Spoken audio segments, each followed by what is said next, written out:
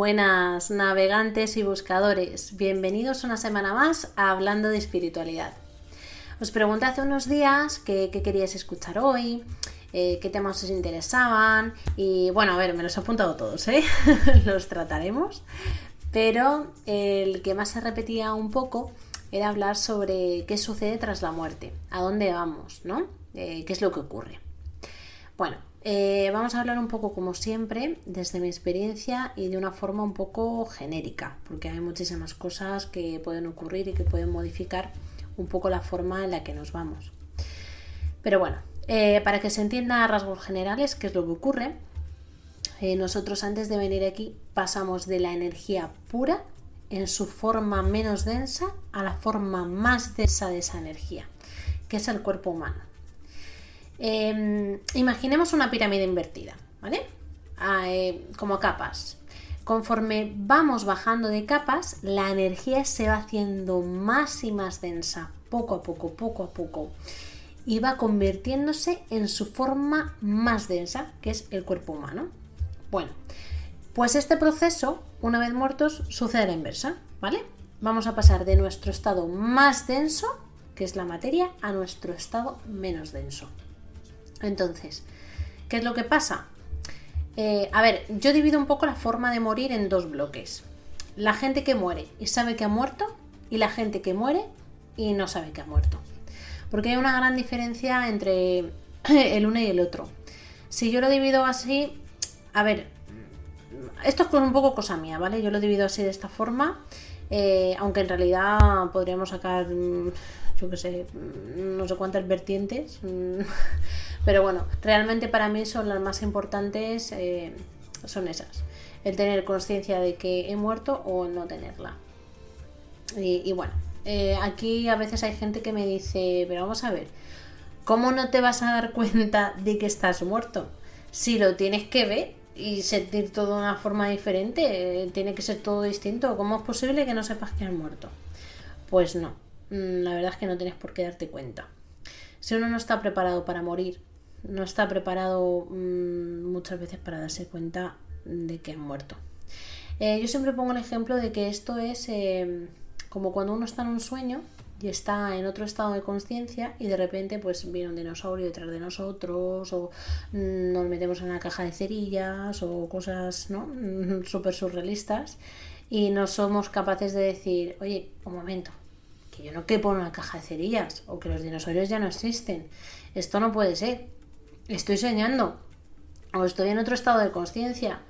Pues esto pasa igual. Tras la muerte pasamos de un estado de conciencia a otro bruscamente. Y muchas veces pues no nos percatamos, no nos damos cuenta, a pesar de que sea todo como extraño, como diferente, como raro, no nos terminamos de dar cuenta, al igual que pasa en un sueño. ¿Cuándo es más común que la persona no se dé cuenta de que ha muerto? Pues por ejemplo cuando una persona muere de una forma abrupta. Obviamente cuando mueres de una forma abrupta pues no estás preparado para morir, ni estás concienciado de lo que es la muerte, bueno, de lo que es la muerte, de morir, ¿no? En sí. Y de repente ocurre algo y mueres de forma instantánea. Y esto sucede mucho, Por ejemplo, también en los casos de demencia o que han estado mucho tiempo sedados o que ya pues se habían perdido, ¿no? Pues Alzheimer o cosas de este tipo, que es imposible que hayan muerto con conciencia porque estaban en estados mentales bastante deteriorados o inconscientes, ¿vale? En estos casos es bastante común que cuando mueren pues no se dan cuenta, continúan como en ese estado ahí aletargado. Y bueno, y luego está la gente que digamos que sabe que va a morir, que tiene una enfermedad larga o bueno, pues se lo han dicho, ¿no? Que no tiene remedio y bueno, y se preparan para morir y de alguna forma pues como que están más preparados o gente por ejemplo que sabe que va a morir y lleva haciendo una vida muy consciente de todo esto, ¿no? De por qué estamos aquí, qué es lo que hacemos, a dónde vamos después de morir, ¿no? Y es como que, bueno, como que lo aceptan, lo integran como algo más, parte de la vida. Y es mucho más fácil hacer ese tránsito. Y bueno, esto es un poco genérico porque, claro, hay casos y casos, como en todo. En lo que es la espiritualidad, pues no hay 2 más 2 son 4. Pero bueno, normalmente la gente que está preparada de esta forma que os comentaba, con conciencia y tal, suele darse cuenta de que ya no están aquí, de que han fallecido y de que bueno, pues su cuerpo ha muerto. Bueno, todo esto es importante mencionarlo porque la forma de transitar es muy diferente, o bastante diferente, al menos al principio, tanto si se han dado cuenta o no se han dado cuenta de que ha muerto, vaya. Entonces, la gente que no se ha dado cuenta que ha fallecido, por ejemplo, necesita de alguien que guíe su alma. ¿Para qué? Pues para que pueda transitar. Para esto hay muchísima gente. La verdad es que somos muchos los que enviamos almas a su camino. Y bueno, cada uno lo llama de una manera, ir al otro lado, el más allá. Pero bueno, realmente no es que sea ningún sitio en concreto, la verdad, sino que es un tránsito hacia una forma de conciencia más elevada. La gente que sabe que ha muerto y no tiene ningún apego, pues transita de forma natural, lo que debería ser siempre, de una forma natural, hace este tránsito, este viaje. Es decir, muere, se da cuenta de que ha muerto, se va desapegando y va haciendo un proceso pues fluido de forma natural. Y bueno, digo esto también del apego porque hay gente que sabe que ha muerto, pero se queda aquí. Se apega a esto porque igual está muy preocupado por alguien, o porque a lo mejor en su vida era muy importante su casa, porque se había construido ella o él mismo, no sé, 1000 historias, porque cada persona es un mundo, ¿no? Pero bueno, que deciden que no quieren irse, que se quieren quedar aquí por cualquier cuestión y tampoco avanzan, a pesar de saber que sí, que han muerto, pero bueno, deciden quedarse aquí y por lo tanto no transitan, se quedan anclados. Pues eso, también nos podemos encontrar con estos casos y a veces las personas que pasamos a los desencarnados a la luz, lidiamos con ellos, tenemos que explicarles qué es lo que ha ocurrido, o con este tipo de gente que no quiere irse, pues incluso tenemos a veces que convencerles para que se marchen. A veces incluso un poco obligarles a que se vayan. Y diréis alguno, ¿y no pueden quedarse con nosotros si es lo que quieren? Pues no es lo suyo. Y os explico algo. Si se pegan a una persona, están interfiriendo en su campo energético.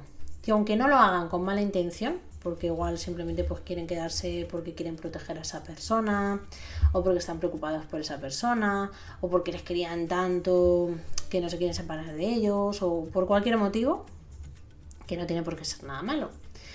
Pero nosotros tenemos un campo energético que tiene una configuración determinada, como la que tiene el ADN. Cada uno tenemos un ADN único que no tiene nadie más, ¿no? Y si ese ADN de repente lo modificamos, pues muta. Y esa mutación, normalmente, de ahí pues que surgen enfermedades, cánceres o cosas así. Pues esto es similar, ¿vale? Vamos a poner un símil que si yo tengo mi campo energético con mi configuración energética y hay un fallecido que aunque tenga la mejor intención del mundo, está interfiriendo durante mucho tiempo en mi campo energético, yo no me voy a encontrar bien. Porque está modificando lo que es mi configuración. No es que esa energía sea ni mejor, ni peor, ni buena, ni mala, sino que está interfiriendo en mi configuración energética. Que esa configuración, la que a mí me pertenece, es la que a mí me hace sentir que estoy bien. Me hace estar en armonía y encontrarme bien. Por lo tanto, llevar a alguien implica que esa persona no transite y que nosotros no nos encontremos bien. ¿De acuerdo? Bueno, entonces, ni es bueno para ellos quedarse aquí, ¿vale? Porque tienen que transitar y tienen que hacer su recorrido, igual que todos, ni para los que nos quedamos aquí tampoco. Eso es súper importante, quería recalcarlo y que quede bien claro. Bueno, también quiero destacar, porque no quiero que se me olvide, que yo no soy partidaria nunca, pero nunca, de invocar espíritus, porque interferimos en su camino, en ese tránsito, y podemos perjudicar a ese espíritu o ese alma, o como queráis llamarlo. Y bueno, y porque también es peligroso. Siempre hay cosas oscuras que están esperando a ciertos momentos a que abramos ciertas puertas para colarse. Bueno, esto lo hablaremos más adelante, porque suena así como un poco raro, pero tiene todo el sentido del mundo y hay que llevar bastante cuidado con este tipo de cosas, ¿vale? Sí que quiero posicionarme en ese aspecto porque yo no soy partidaria de este tipo de prácticas. Una cosa es que se presente a alguien en ese momento, estés haciendo una sesión, estés haciendo una canalización o no estés haciendo nada, estés haciendo cualquier cosa cotidiana y tú ejerzas de medium, seas medium, y bueno, pues se te presente esa persona y pues le ayudes o le transmitas un mensaje, algo que quiere decir, ¿vale? Pues esto es perfectamente loable y normal porque bueno, ha llegado esa persona a ti, ¿no? No has ido tú hacia ella, sino que esa persona ha llegado a ti y te está pidiendo ayuda. Pero claro, una cosa muy diferente es que tú vayas a buscar a esa persona específica, que no sabes en qué momento del tránsito está, en qué punto, en qué estado, y cojas y la arrastres hasta aquí. Es muy diferente.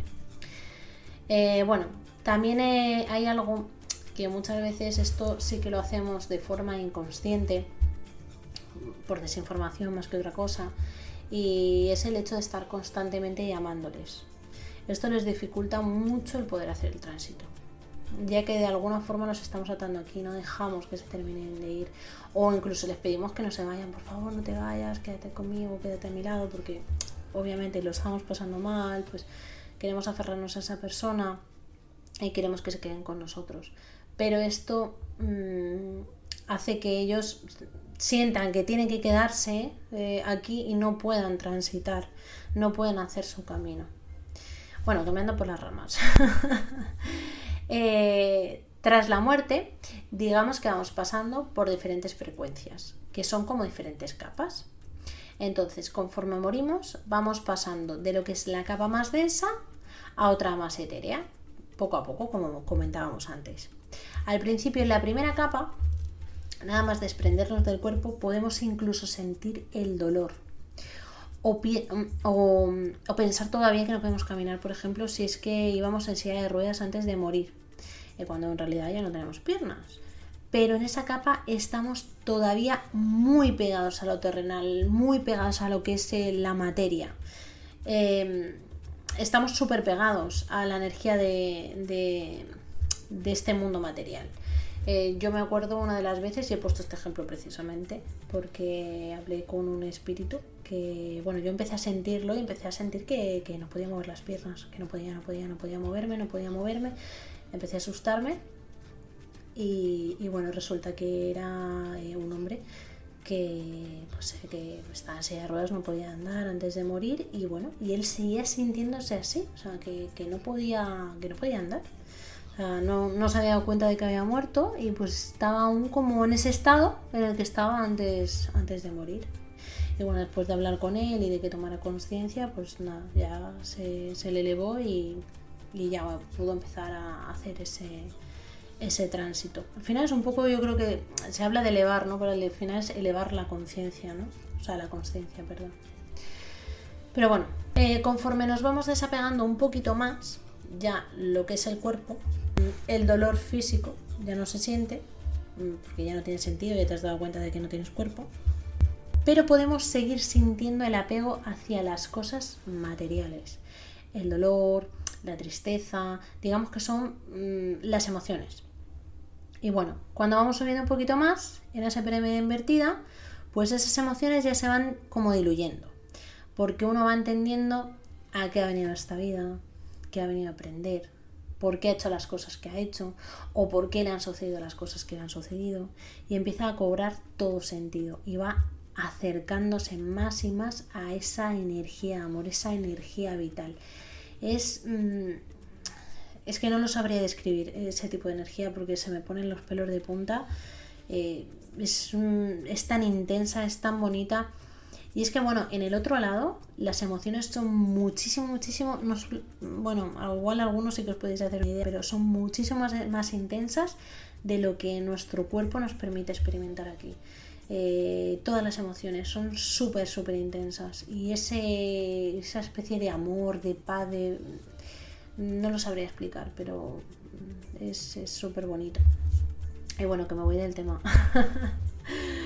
Que como decía, pues empiezan a trascender de esta forma, y una vez que han trascendido a su forma más etérea, que ya pues han hecho como ese viaje, ese tránsito, si todavía les quedan cosas por aprender, pues pactarán y verán qué les queda por aprender, qué padres necesitan o qué vivencias necesitan, en qué tipo de familia deben crecer y ciertas cosas determinadas, no todas, porque hay libre albedrío, de eso hablaremos más adelante, pero bueno, decir que hay libre albedrío, pero sí que es verdad que hay ciertas cosas que van a marcar o determinar ciertos aspectos de nuestra vida que van a hacer que aprendamos o nos veamos forzados a aprender ciertas lecciones.